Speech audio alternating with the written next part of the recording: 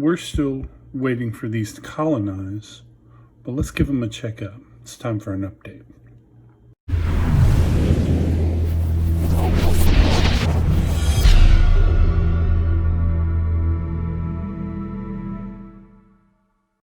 Okay, so like I said, we have these oyster mushrooms that I inoculated to grain.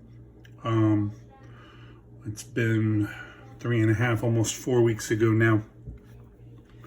It took them about 2 weeks to colonize the grain, and then we did the video on moving the grain to bulk substrate. So I don't know what's going on with it. I've just kept it in my my box, my tub. So let's open it up and see how it's going. Maybe if it's colonized, which it should be, we can move it to fruiting conditions. Hooray! And then in about 2 or 3 days, we should see some kind of mushrooms coming out. I'll tell you, the smell from it right now, I can smell it. It smells earthy, really earthy. There's water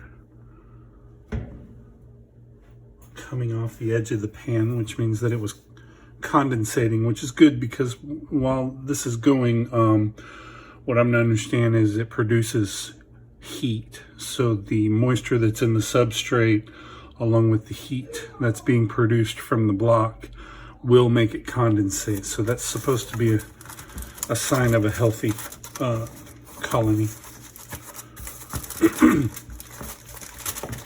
I get my hands in. Oh gosh. Well, I tried to make it where the foil wasn't touching the substrate. Oh goodness. Look at that.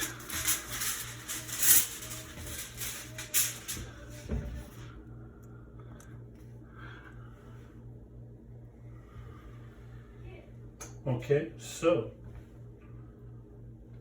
it looks like this colonized fantastically. So what I'm worried about is this spot here, but that looks like substrate.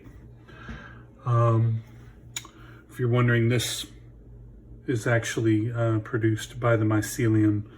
I got a little puddle of water. I'm just gonna dump that into the bottom of the tray. No big deal. So now that it's colonized like this, it's perfect time to put into fruiting conditions. So what that means for me going forward is I have this spray bottle. This is just a cheapy deepy one with water in it. To understand, tap water is fine. If you want to use distilled or any other kind of water, that's up to you. I'm to understand this is okay and won't cause any trouble. Now that this substrate is colonized, we're way less likely to get contamination on this. I've even switched. I have these holes now I have covered up with micropore tape so this can get fresh air, but every day, twice a day. I'll probably do it once in the morning, once in the evening before I go to bed, once in the morning when I wake up, obviously. I'll take this spray bottle and I'm gonna spray a mist, probably three, four times, but I'm not gonna spray it on the cake. You wanna spray it just above it and let it fall down. But when it does, what you want to do is you want to fan. So I'm using the lid right now to fan. And what that's going to do is that's going to promote evaporation of that moisture. So somehow, I'm not a mycologist, somehow this triggers something in the mycelium to let it know that it should probably start fruiting. So every day you'll spray 3-4 times, get a little mist on top, and then you want to fan. Probably, I don't know, 30 seconds to about a minute, maybe 2, it doesn't matter. It's shouldn't take you long. It's not that big of an effort. Also, in addition to promoting some evaporation of this moisture that you have on top, it also kind of cleans out the air inside. And what I mean by that is it moves the CO2 out, because CO2 is heavier.